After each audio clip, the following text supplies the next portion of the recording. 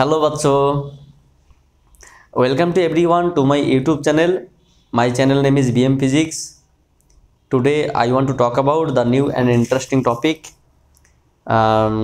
NEET 2021. Today I can solve some numerical problems in this year.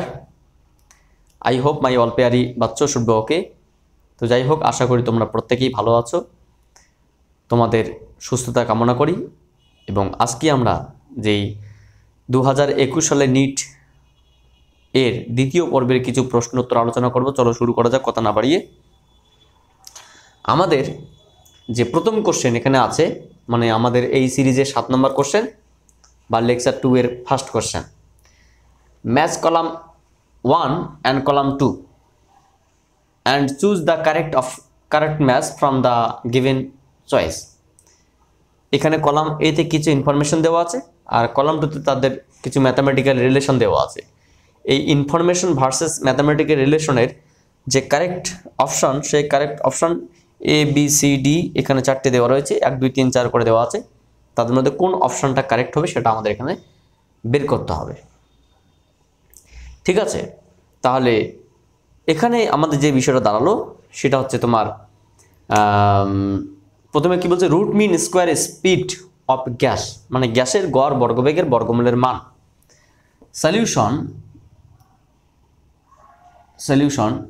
এটা তোমাদের হচ্ছে কি অ্যাকচুয়ালি কাইনেটিক থিওরি অফ গ্যাসের গতীয় তত্ত্ব নামক একটা চ্যাপ্টার আছে সেখানে গ্যাসের গতীয় তত্ত্ব বা কাইনেটিক থিওরি অফ গ্যাস বা কেটিজি এই কাইনেটিক থিওরি অফ গ্যাসে আমরা জানি যে গ্যাসের আরএমএস স্পিড এর মান কত হয় না C RMS is equals to root over of 3p by rho আর এখান থেকে সিম্পলিফাই করে আমরা জানি root over of 3RT by M গ্যাসের আরএমএস বেগের মান কত root over of 3RT by M root over 3RT by M অর্থাৎ এর সঙ্গে কিউ কে ম্যাচ করছে তাহলে এর সঙ্গে কিউ ম্যাচ কোনটা করলো না 1 নাম্বার এবং 4 নাম্বার তাহলে 2 এবং 3 তো হবেই না বরং 1 এবং 4 এর মধ্যে কোনো একটা অপশন হতে পারে এবার আমরা সেকেন্ড অপশন দেখি কি বলছে the pressure exerted by ideal gas আদর্শ গ্যাসের চাপের যে এক্সপ্রেশন প্রেসার আমরা কি জানি যে আদর্শ গ্যাসের চাপের যে ইনফরমেশন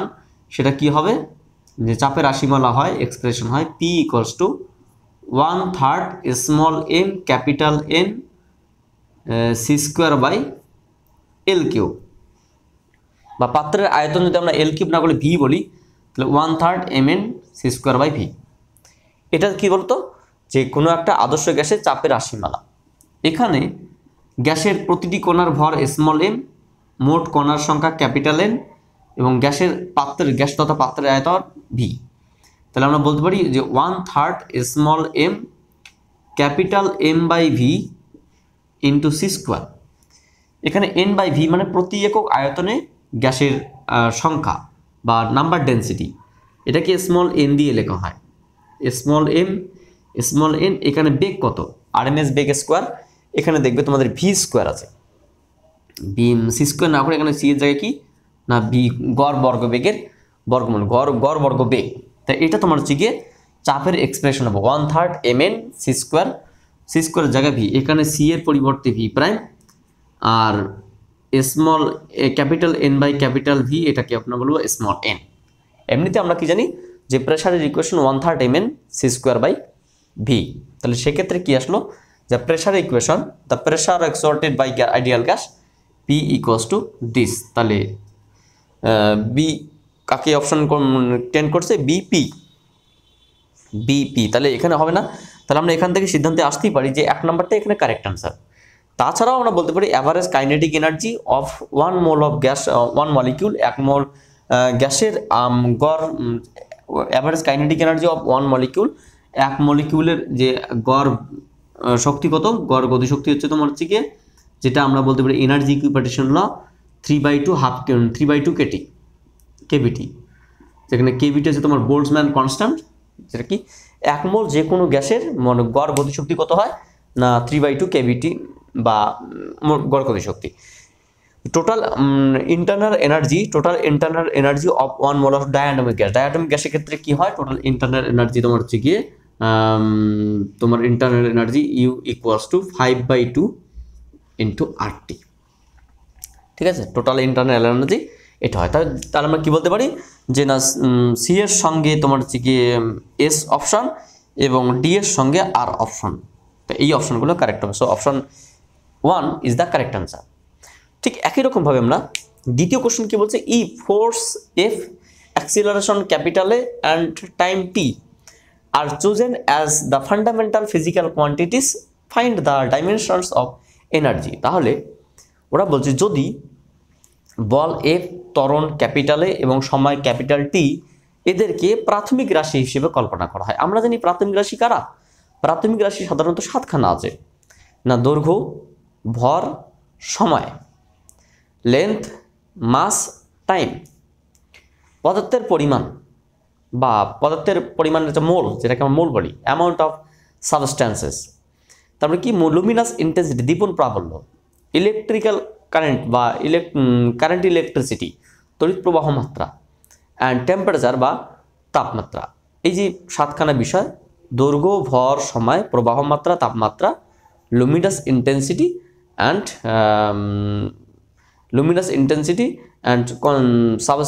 অ্যামাউন্ট অফ সাবস্ট্যান্সেস, পদার্থের পরিমাণ। এই যে 7খানা বিষয়, এদেরকে ফান্ডামেন্টাল কোয়ান্টিটিস হিসেবে জানি SI সিস্টেমে বা ইন্টারন্যাশনাল সিস্টেম অফ ইউনিটে তাই বলে।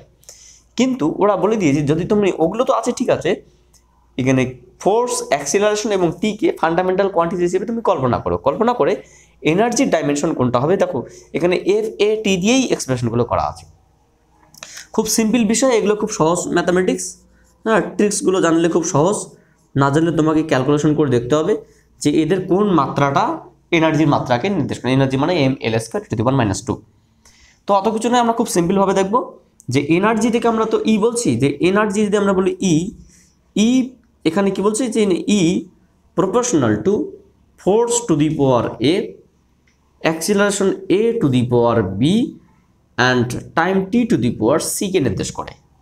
আমরা একটা জিনিস বলবো, যে ডাইমেনশনটা বের করতে বলা হবে সেই ডাইমেনশনটা ভার্সেসকে তাদেরকে ফান্ডামেন্টাল কোয়ান্টিটি হিসেবে বলছে, তাদের উপর কিছু প্যারামিটার দিয়ে আমরা ঘাত হিসেবে উন্নীত করলাম। ABC না বলে আমরা MNP কে লিখতে পারতাম। এখানে এফ এর উপর এ না লিখে আমরা এর উপর এ লিখতে পারতাম, টি এর উপর বি লিখতে পারতাম, এক্সেট্রা নিজের ইচ্ছা মতো।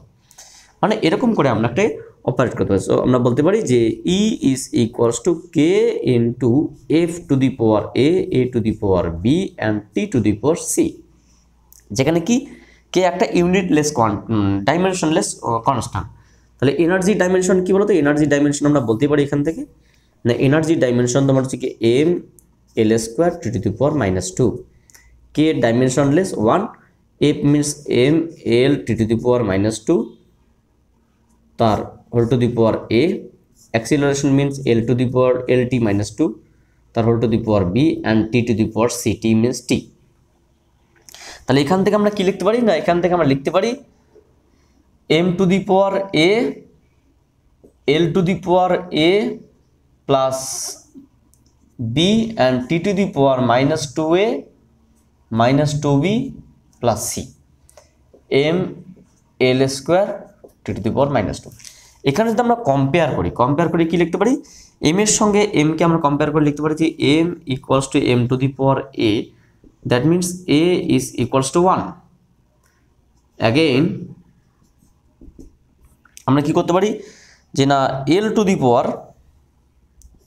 power A plus B is equals to L square, so A plus B equals to 2, A means 1, so B equals to 2 minus A, so 2 minus 1 that means 1। তাহলে A এর মান 1, B এর মান 1 পেলাম। C এর মান কত হবে আমরা এখান থেকে ক্যালকুলেশন করতে পারি। T আমরা কি লিখতে পারি এখান থেকে, C এর মান কি লিখতে পারি, এখান থেকে আমরা লিখতে পারি T to the power -2 equals to T to the power -2A -2B plus C, তো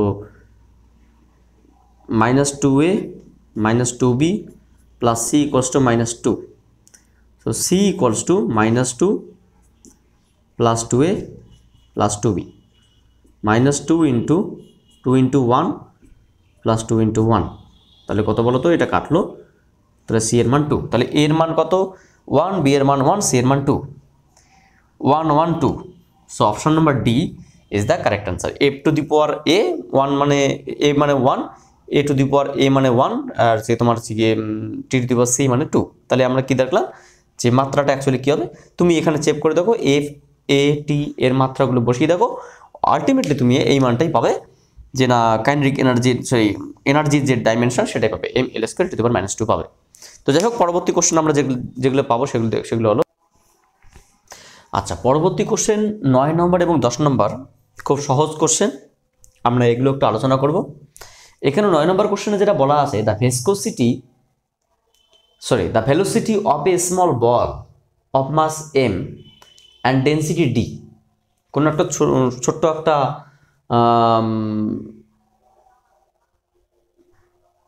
একটা এম ভরের এবং ডি ঘনত্বের একটা বলের ভর, the velocity of a small ball of mass M and density D. M ভরের এবং ডি ঘনত্বের একটা বলের যে বেগ যখন when the drop in a container filled with glycerin becomes constant after some time। ও আচ্ছা, যেটা বলছে একটা পাত্রের মধ্যে গ্লিসারিন রাখা আছে, সেই গ্লিসারিনের মধ্যে একটা এম ভরের এবং ডি ঘনত্বের একটা বলকে ছেড়ে দেওয়া হয়েছে, এবং কি বলছে when dropped in a container filled with glycerin, কোনো একটা মানে গ্লিসারিনপূর্ণ পাত্রের মধ্যে যখন ফেলে দেওয়া হবে, becomes constant after some time, যতক্ষণ না পর্যন্ত সে বেগটা সমান হয়, মানে কনস্ট্যান্ট হয়, ততক্ষণ পর্যন্ত সে কিছু সময় আফটার সাম টাইম, কিছু সময় পরে সেই বেগটা কি কনস্ট্যান্ট হবে, বিকামস আফটার সাম টাইম, কিছু সময় পরে সেই বেগটা কি হবে, constant. The velocity of a small ball of mass m, density d, when dropped in a container filled with glycerin becomes constant after some time. If the density of glycerin is d/2, then the viscous force acting on the ball will be। তার মানে বাংলা কথা যেটা দাঁড়ালো, কোনো একটা পাত্রের মধ্যে glycerine রাখা আছে, সেই পাত্রের মধ্যে এম ভরের এবং ডি ঘনত্বের একটা বলকে রেখে ছেড়ে দেওয়া হলো, এবং কিছু সময় পরে সেই বলটার যে বেগ আস্তে আস্তে কি একটা কনস্ট্যান্ট ভ্যালু, মানে একটা নির্দিষ্ট বেগে নিচের দিকে পড়তে থাকবে, মানে বেগটা কি বা কনস্ট্যান্ট। এবং যে পাত্রে আমরা ছেড়ে দিলাম সেই পাত্রে যে গ্লিসারিন আছে, সেই গ্লিসারিনের ঘনত্ব কত, যে বলের ঘনত্বের অর্ধেক বা d/2। Then the viscous force acting on ball will be, তার সেই বলটার উপর কতটা ভিসকাস ফোর্স ক্রিয়েট করবে সেটা আমরা এখানে দেখব। সলিউশন খুব সিম্পল বিষয়, এখানে আমাদের কনসেপ্টটা খুব ক্লিয়ার রাখতে হবে। কারণ এটা আমি বললাম তোমাকে, এটা একটা পাত্র, ঠিক আছে, এটা একটা পাত্র বা কন্টেইনার। এই কন্টেইনারের মধ্যে কিছু পরিমাণ আমরা গ্লিসারিন রাখলাম, এখানে কিছু পরিমাণ গ্লিসারিন রাখা আছে। সেই গ্লিসারিনের ঘনত্ব কত না, গ্লিসারিনের ঘনত্ব d/2। এবং এখানে আমরা একটা বলকে ছেড়ে দিলাম, যে বলকে ছেড়ে দিলাম সেই বলের ভর কত না, সেই বলের ভর হচ্ছে তোমার ক্যাপিটাল এম, এবং তা নয় শুধুমাত্র এই বলের ডেন্সিটি ডি। যখন এই বলটাকে আমরা গ্লিসারিনে ড্রপ করলাম, তখন কিছু সময় পরে, তখন সাপোজ এই মোড যখন আসলো, তখন বলটা কি একটা নির্দিষ্ট বেগে চলবে, মানে বেগটা কি হবে, কনস্ট্যান্ট। তার মানে কি তখন এর উপর আর এক্সট্রা কোনো ফোর্স ক্রিয়েট করা হচ্ছে না। যখন সে কনস্ট্যান্ট হবে, তখন এই বলটার উপর দুটো বল কাজ করবে, একটা কি বলতো, একটা বাউন্সিং ফোর্স বা প্লবতাজনিত বল, আর একটা কি বলতো, একটা ভিসকাস ফোর্স বা সান্দ্রতাজনিত বল। একটা বাউন্সিং ফোর্স FB, একটা ভিসকাস ফোর্স FV, একটা ওয়েট জনিত বল W, যেটাকে আমরা বলতে পারি গ্র্যাভিটেশনাল ফোর্স বা ওয়েট mg। এবং আমরা বলতে পারি এখানে যে viscous force plus bouncing force is equals to W। Viscous ফোর্সটা কি এখানে না, ভিসকাস ফোর্সটা হচ্ছে তোমার সান্দ্রতাজনিত বল, আর বিটা কি বাউন্সিং ফোর্স। এখানে অবশ্যই ভিসকাস ফোর্সটাই চেয়েছে, এখানে ভিসকাস ফোর্সের মান কত ওরা চেয়েছে, find then the viscous force acting on ball. তাহলে সান্দ্রতাজনিত বল কত হবে, এখানে বিটা কি বাউন্সিং ফোর্স বা প্লবতাজনিত বল, হ্যাঁ, এবং ডব্লিউটা কি ওয়েট। এখানে আমরা কি বলতে পারি, সো FV প্লাস প্লবতাজনিত বল কত না, প্লবতাজনিত বল তোমার হচ্ছে এখানে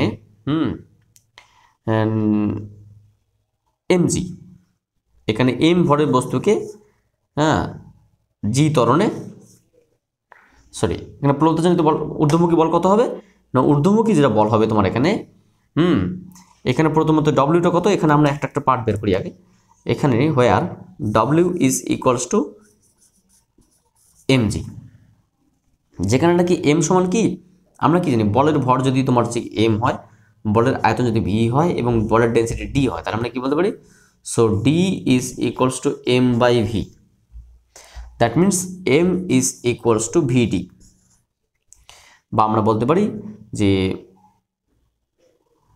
vdg এত দিকে নিচের দিকে চলছে, মানে vdg এত বল দিয়ে সেই বলটাকে নিচের দিকে পড়ছে। এবং এখানে তাই নয়, এখানে আর কি আছে, ঊর্ধ্বমুখী প্লবতা বল কত হবে এখানে বলো তো, ঊর্ধ্বমুখী প্লবতা বল হবে তোমার যেখানে আমরা বাউন্সিং ফোর্স বলছি, বাউন্সিং ফোর্স কত, বাউন্সিং ফোর্স হবে তোমার হচ্ছে গিয়ে রো জিডি, বা সেম আয়তন ভি ইন্টু রো বলতে এখানে কত d/2 ইন্টু জি।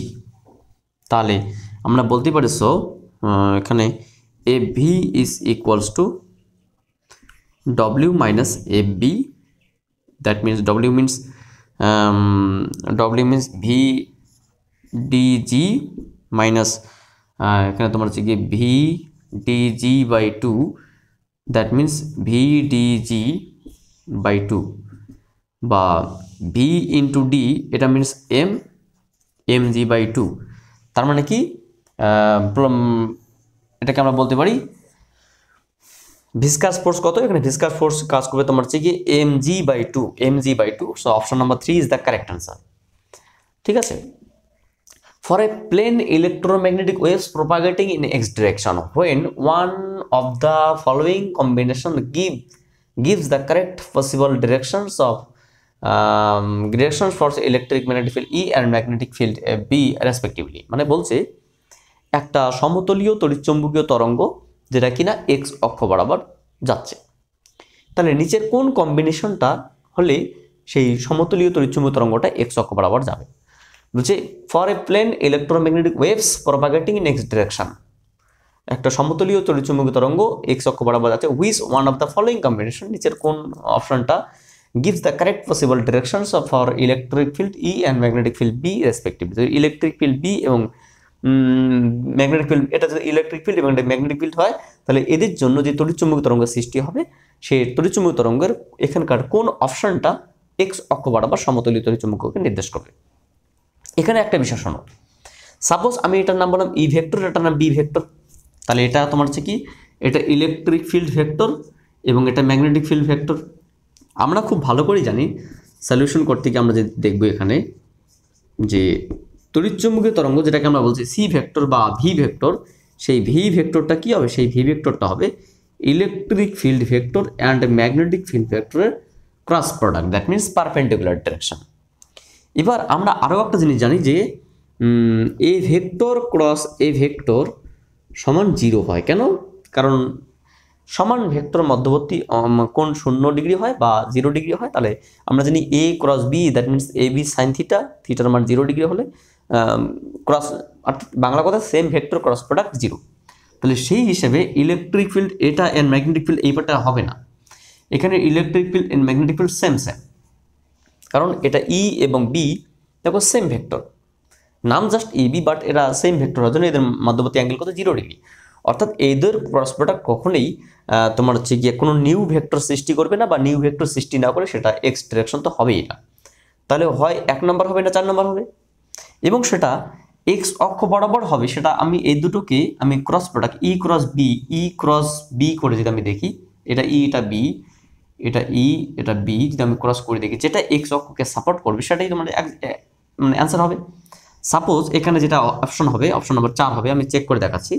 হ্যাঁ, এখানে কি বলছে, সাপোজ এখানে কি বলছে যে E vector equals to minus J cap plus K cap, আর বি ভেক্টর কি না minus J cap minus K cap. তাহলে এখানে কি হবে যে না E vector cross B vector is equals to I cap J cap K cap. এখানে ই ভেক্টরের ক্ষেত্রে 0 -1 +1, 0 -1 -1। আমরা এখানে যদি আমরা এক্সপ্রেস করি তাহলে কি দাঁড়াবে, আই ক্যাপ আমি কমন নিলাম 1 মাইনাস মানে +1 প্লাস জে ক্যাপ কমন নিলাম 0 - 0 প্লাস কে ক্যাপ কমন নিলাম 0 - 0, তাহলে কি দাঁড়ালো যে 2i ক্যাপ। তাহলে এটা কি এক্স অক্ষকে নির্দেশ করছে। তুমি চেক করে দেখো এটা এক্স অক্ষকে নির্দেশ করবে, অর্থাৎ this is the correct option for plane electromagnetic waves. হ্যাঁ, when this is the combination for electric field and magnetic field is a correct option। তো আমরা পরবর্তী কোশ্চেন হিসেবে যেটা করতে পারি সেটা হলো, আচ্ছা পরবর্তী কোশ্চেন 11 এবং 12 এই দুটো কোশ্চেন আমরা করব। 11 নম্বর কোশ্চেনে কি বলছে, an infinitely long straight conductor carries a current of 5 ampere as shown in figure। বলছে একটা অসীম দৈর্ঘ্যের পরিবাহী তার যেটা কি 5 অ্যাম্পিয়ার কারেন্ট প্রবাহ করছে, যেটা এখানে দেখাচ্ছে অসীম দৈর্ঘ্যের পরিবাহী তার। এখানে অসীম দেওয়া নেই, কিন্তু এখানে অসীম বলতে এদিকে অসীম পর্যন্ত আছে, এদিকে অসীম পর্যন্ত আছে, নেগেটিভ -ইনফাইনাইট থেকে পজিটিভ ইনফাইনাইট পর্যন্ত। An electron is moving with speed 10⁵ meter per second parallel to the conductor। এই পরিবাহী তারের সঙ্গে সমান্তরালভাবে একটা ইলেকট্রন 10⁵ মিটার পার সেকেন্ড মানে তোমার হচ্ছে কি 1 লক্ষ মিটার পার সেকেন্ড, মানে প্রত্যেক সেকেন্ডে 1 লক্ষ মিটার বেগে চলছে। শুধু তাই নয়, the perpendicular distance between electron and conductor, পরিবাহী এবং ইলেকট্রনের যে মাঝখানে যে দূরত্ব, লম্ব দূরত্ব, সেটা কত 20 সেন্টিমিটার অ্যাট অ্যান ইনস্ট্যান্ট, কোনো একটা মুহূর্তে। Calculate the magnitude of force experienced by the electron at that instant. সেই মুহূর্তে যদি কোনো একটা ইলেকট্রন কোনো পরিবাহী তারের সঙ্গে সমান্তরালভাবে এবং সেটা পরিবাহী তার থেকে লম্ব দূরত্ব 20 সেন্টিমিটার দূরত্বে সে 10⁵ মিটার পার সেকেন্ড বেগে চলে, এবং পরিবাহীতে যদি আমরা দেখি যে 5 অ্যাম্পিয়ার কারেন্ট প্রবাহিত হয়, কোনো একটা মুহূর্তে এই বেগটা ঘটনা ঘটে, তাহলে সেই মুহূর্তে সেই ইলেকট্রনটা কতটা বল অনুভব করবে। ম্যাগনিটিউড মানে ইলেকট্রন ফোর্সের মান, কতটা পরিমাণ মান অনুভব করবে সেটা ওরা চেয়েছে। আমরা জানি কি বলতো, আমরা জানি যে এখানে প্রথমত আমরা দেখব এই পরিবাহী তার থেকে আর দূরত্বে, লম্ব দূরত্ব আর দূরত্ব কোনো একটা পয়েন্টে, সাপোজ এই পয়েন্টে আমরা হিসাব করবো, এই পয়েন্টে, এখান থেকে এই পয়েন্টে চৌম্বক ক্ষেত্র কত হবে না, চৌম্বক ক্ষেত্র তোমার B = μ0/4π 2I/r। এখানে μ0 মানে কত 4π × 10⁻⁷/4π into 2 into I means 5 and R means 20 into 10⁻⁻2 এত টেসলা।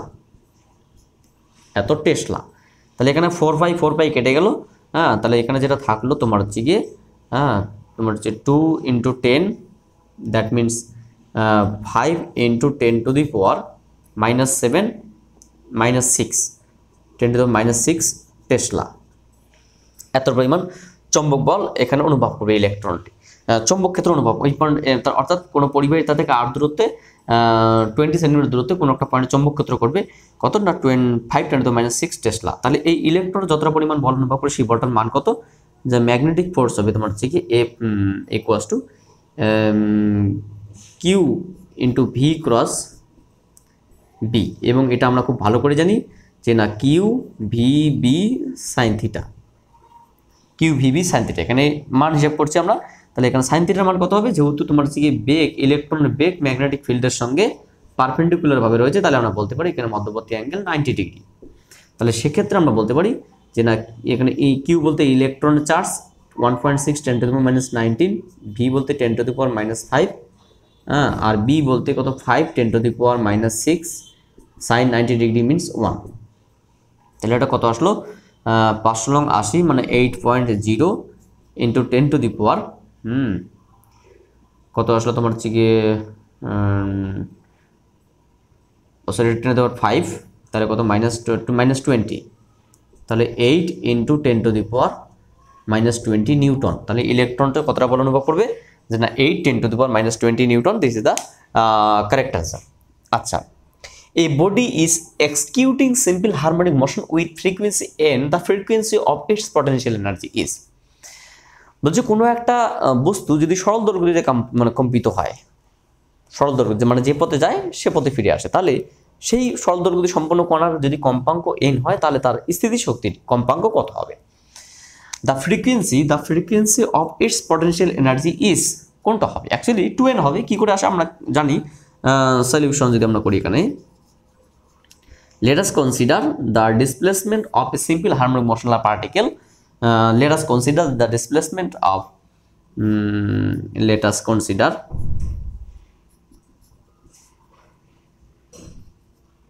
the displacement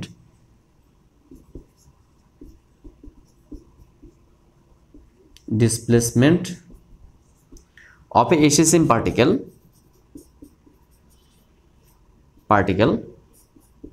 কোনো একটা সরল দৈর্ঘ্য সম্পন্ন কণার যদি সরণের সমীকরণ আমরা কি জানি, যেন x = a sin omega t, or আমরা বলতে পারি এটাকে a sin 2 pi nt, where n is the frequency of displacement.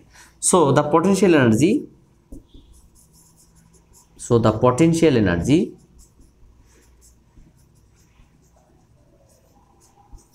of HSM particle is কত না, E potential energy equals to half into m omega square x square.